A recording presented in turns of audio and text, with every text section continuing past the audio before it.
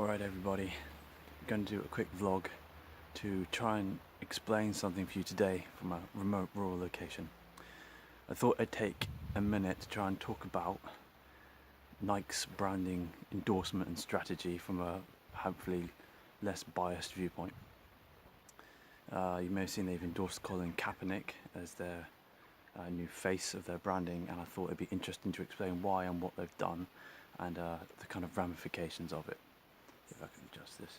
So you may have if you don't know who he is, you go see he's the man who famously didn't kneel for the American national anthem at NFL games. And I think what I need to explain is that this is a really interesting turn, because I think what Nike have managed to do is move people away from the radical left's idea that corporatism is bad, and they've started to shift the opinion quite intelligently with some what you might call social justice marketing. So traditionally, you might have looked at books like Naomi Klein's No Logo, and people would be screaming about Nike's sweatshops, its use of child labour and all its practices that people still aren't happy with. But to me, now that seems to have moved a little bit.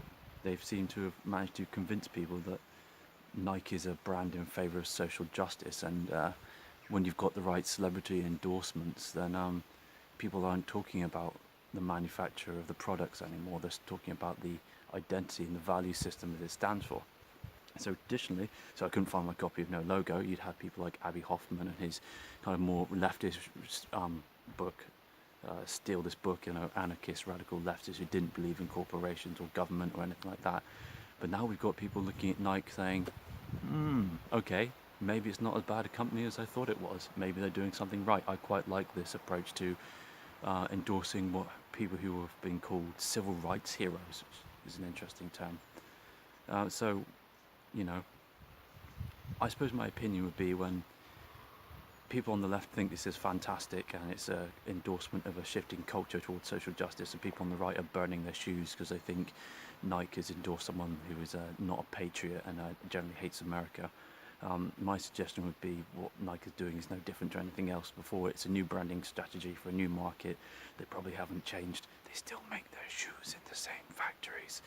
And that if you've looked at this and thought, I think I like Nike now, you might have walked directly into exactly the strategy that the people who came up with this idea wanted you to. It's probably not a different company. It's probably just a new way, a new position to market the product. So they thought, how can we stop the anti-corporatist, how can we monetize and weaponize social justice? Well, we get them on board and we put their faces on our posters, then they buy our shoes on our products, and they're not complaining about where we make our products or the conditions of the wages that we pay the people.